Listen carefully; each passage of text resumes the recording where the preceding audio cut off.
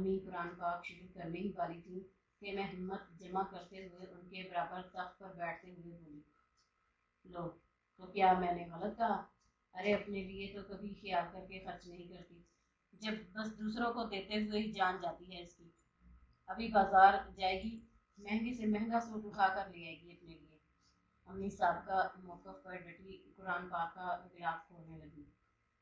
लेकिन अम्मी, आपको भी यूँ सबके सामने महनाज भाभी को नहीं टोकना चाहिए था। इस तरह इंसान बजाय सुधरने के मजीद अकड़ जाता है। और वैसे भी कल हमने सूरत हामीम सजदा में नहीं पढ़ा था कि सख्त कलामी का भी बहुत अच्छे तरीके से जवाब देना चाहिए। पिछला महीना रमज़ान का गुजरा था और रमज़ान के महीने से हमने यानी मैं, भाभी और अम्मी ने कुरान पाक तर्जुमा से पढ़ना शुरू किया। और मेरी तो छुट्टियां थी, तो अभी तक हमारा यही मामूल था कि घर के कामों से फारग होकर भले से 5 आयात ही क्यों न पढ़ते तर्जुमा के साथ थे। और अम्मी के हाथों में जो कुरान था उसमें कल का निशान भी लगा हुआ था। ये देखो, मैंने निशान पर उंगली रख के खोला। सूरत हामीम सजदा आयत नंबर 33। नेकी और बुराई बराबर नहीं हो सकती, तो सख्त कलामी का ऐसे तरीके से जवाब दो जो बहुत अच्छा हो। ऐसा करने से तुम देखोगे कि जो तुम्हारा दुश्मन है तुम्हारा गर्म जोश दोस्त बन गया है। सूरत हामीम सजदा आयत नंबर 34। और ये बात उन्हीं को हासिल होती है जो बहुत बर्दाश्त करने वाले, बहुत नसीब वाले होते हैं। अल कुरान। भाई मैं तो उसे अकल दे रही थी। कुरान पाक के हवाले पर अम्मी का लहजा नरम पड़ चुका था, मगर इस तरह डांट कर कहने से तो बात का असर ज़ाया हो जाता है ना। अब भाभी बाहर आएँ तो आप ज़रा अच्छे तरीके से बात कर लीजिएगा प्लीज़। रसान से कहते कहते मेरा लहजा इल्तिजाइया हो गया। तैयार हुआ कि नहीं, ये होते हुए टीवी लाउंज से गुजर के भाभी के कमरे के दरवाजे को खटखटाने ही वाली थी कि वली सोफे से उठकर मेरे सामने आ गया। मैं सोच रहा था यकीनन मुझ में ही ऐसी जौहर शनास सिफात होंगी। वली प्लीज़, ऐसी उल्टी पुल्टी बातों को सुनने का मेरा ज़रा मूड नहीं है, तेज़ी से कहते हुए मैंने उसे मज़ीद कुछ भी कहने से रोका। भाई देखो ना, हीरे को जो भी परख सकते हैं, वो भी भला कहाँ चुप रहने वाला है। तुम में कुछ तो बात है, जब ही तो मेरा दिल तुम्हारी तरफ खींचता है। इसी लम्हे दरवाज़ा खुला। चलो वली जल्दी, पहले ही बहुत देर हो गई है।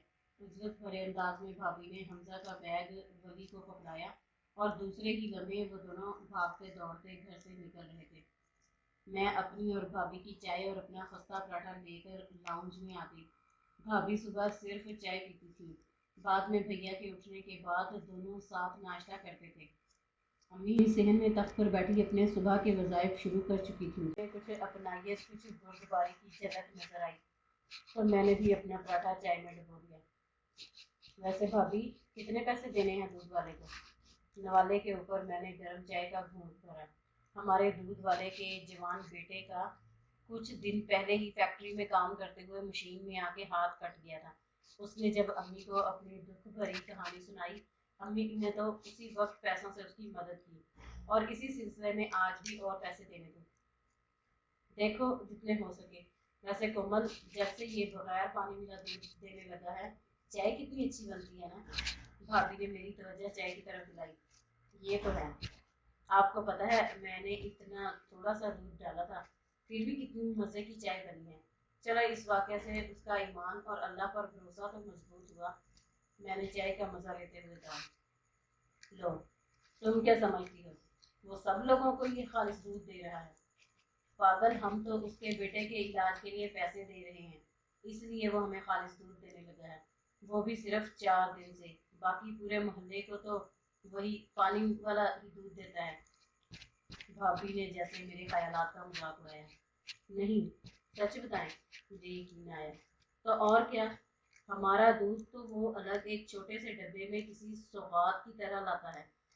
सच इतना खालिस, इतना गाढ़ा दूध। तुम्हें पता है पहले तो 2 किलो भी पूरा नहीं पड़ता था। मैं तो सोच रही हूँ अगर ये इसी तरह खालिस दूध देता रहे तो हमारे लिए तो 1 किलो ही काफ़ी होगा। भाभी के दिमाग के कंजूस नाक को फन मारते अगर हमारी अम्मी जान देख लेती तो अपने पाँव से कुचल के उसका किला कमा कर देती। खैर, ठटक तो मैं भी गई थी।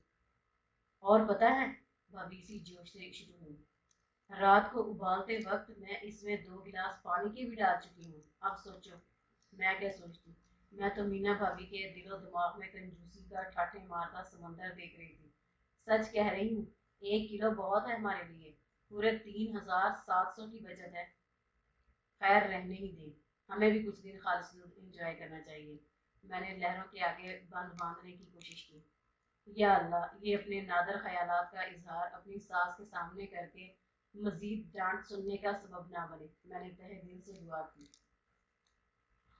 गेट पर होने वाली बेल इस बात की अलामत थी कि दूध वाले चचा मियाँ तशरीफ ला चुके हैं, और इस तस्दीक के बाद के पूरे मोहल्ले में एक वाहद हमारा ही वो खुश नसीब घराना है जो अल्लाह की इस नेमत से अपनी असली शक्ल में बहरामंद हो रहा है, वो भी फकत 4 दिन से। तो मुझे तो बहुत ही ताव आया। वो जी पूरा नहीं पड़ता, पानी नहीं मिलाऊंगा तो खाऊंगा कहाँ से। अब तो जी बेटे का भी इलाज करवाना है, उसके भी 2 बच्चे हैं, उनको भी जी अब मैंने ही पालना है। अम्मी के तख्त के पास रखी कुर्सी पर बैठे चचा मियाँ सफाइयाँ दे रहे थे। आपके ख्याल में इस मिलावट से आपके सारे मसले हल हो जाएंगे? मैंने उनके ख्यालात जानने की कोशिश की। नहीं जी, ये मैंने कब कहा है, हर इंसान अपनी तो कोशिश करता है ना। चचा मियाँ ने मुझे लाजवाब कर दिया। ये तो आप गलत कोशिश कर रहे हैं। क्या आपको अल्लाह पर भरोसा नहीं? मैंने संजीदगी से पूछा। अल्लाह पर तो है छोटी बाजी, पर उसके बंदों पर नहीं। उन्होंने कुर्ते की जेब में हाथ डालकर एक मुड़ी तुड़ी पर्ची बाहर निकाली, मेरे सामने की। ये 6000 की दवाइयाँ लिखी हैं डॉक्टर ने, ऊपर से 30,000 ऑपरेशन का खर्चा। गरीब आदमी भला कहाँ से दे? हमें भी अल्लाह से डर लगता है, पर अल्लाह जानता है दूध में पानी नहीं मिलाऊंगा तो इतनी महंगाई में 2 वक्त की रोटी भी मुश्किल है। चचा मियाँ बेचारगी से बोले। ये महंगाई आपका कुछ नहीं बिगाड़ सकती। आप अल्लाह पर भरोसा तो करें, हिम्मत तो करें, जो अल्लाह ने हुक्म किया है वो तो पूरा करें। अल्लाह मियाँ आपका ज़रूर साथ देंगे। मैंने उन्हें कायल करने की अपनी पूरी कोशिश की।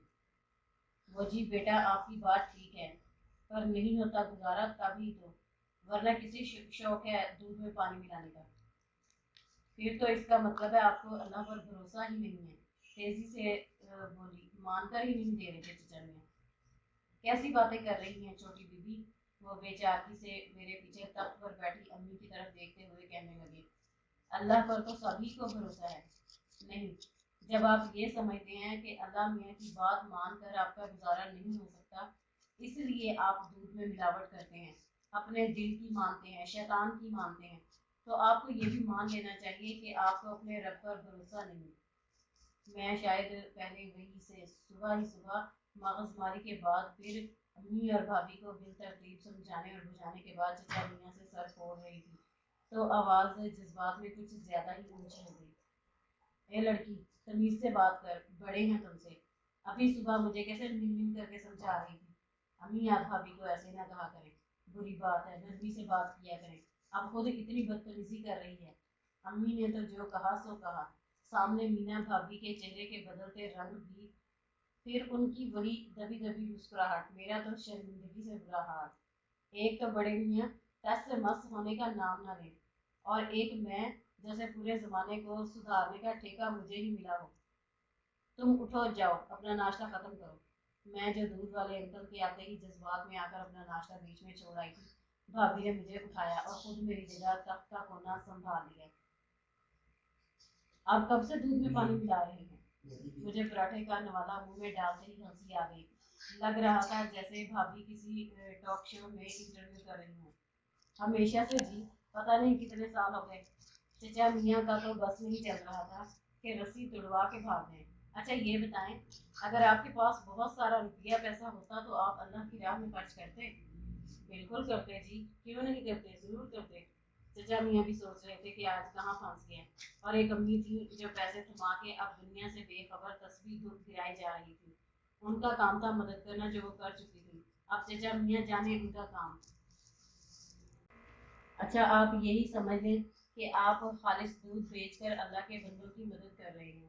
इंसान तो सिर्फ कोशिश कर सकता है, उसकी कमाई कितनी बढ़ेगी, किस तरह खर्च होगी, सब अल्लाह के हाथ में है। वो चाहे तो बढ़ा दे अपनी बरकत से, और चाहे तो इतने खर्चे निकाल दे کہ कमाई कम पड़ जाए। हम सबको अपने रब पर भरोसा करते हुए सिर्फ उसी का कहना मानना चाहिए, हालात चाहे कुछ भी हो। खुद सोचें, अपने रब को नाराज करके कोई काम अच्छा हो सकता है? नहीं ना। बड़े मियाँ तो बड़े मियाँ पीछे बैठी अम्मी जान की तस्वीर रोक के बड़ी तवज्जो से भाभी की बातों को सुन रही थी। कितनी अच्छी तरह मीना ने दूध वाले को समझाया, कितने प्यार से। एक ये लड़की है, लड़ने को दौड़ती है, गुस्सा तो नाक पर धरा रहता है इसका। मौजों का रुख बदल चुका था। चचा मियाँ के जाने के बाद इन कलमात में अम्मी जान ने अपने कीमती ख्यालात का इजहार किया। खैर, मैं खुश थी। चचा मियाँ कायल हुए कि नहीं, लेकिन उनके तासुरात में नुमायां तब्दीली आ गई थी, जैसे इंसान को कुछ गलत होने का एहसास हो जाए। और अव्वल मरहला तो एहसास का, आगाही का ही होता है। किसी भी गलती को मानने तस्लीम करने के बाद ही इस्लाह के इम्कानात पैदा हो सकते हैं। अम्मी को नाश्ता देने के बाद मैं भाभी को ढूंढती टेरेस पर आ गई। भैया को नहीं उठाना क्या, जो ऊपर आ गई हैं? हाँ, उठाती हूँ, वो आज देर से जाएंगे। वो तार पर टंगे कपड़ों को उतारती हुई बोली। बादल आए तो मैंने सोचा कि कहीं बारिश ना हो जाए, इसीलिए कपड़े उतारने आ गई। वैसे कोमल, वली सही कह रहा था। क्या? मैं भी कपड़े उतार उतार कर करीब बड़ी कुर्सियों में से एक पर ढेर करती हुई बोली। जोहरी ही को हीरे की कदर होती है। हद है, आपने वो बकवास सुन ली थी? मैं बड़ी सी चादर को मुंह मोड़ के तह करने लगी। तुम्हारी सोच बहुत अच्छी है कोमल, भाभी कुर्सी पर बैठते हुए कहने लगी। और असल बात तो सोच ही की होती है। हर अमल के पीछे सोच ही तो होती है। कल पूरे दिन हॉस्टल में खाने से लेकर कैंटीन की चाय तक जमाना बदल गया है कि बहस में सवाए अफसोस के कुछ न रखा था। अच्छा जमाना क्यों रुखसत हो गया?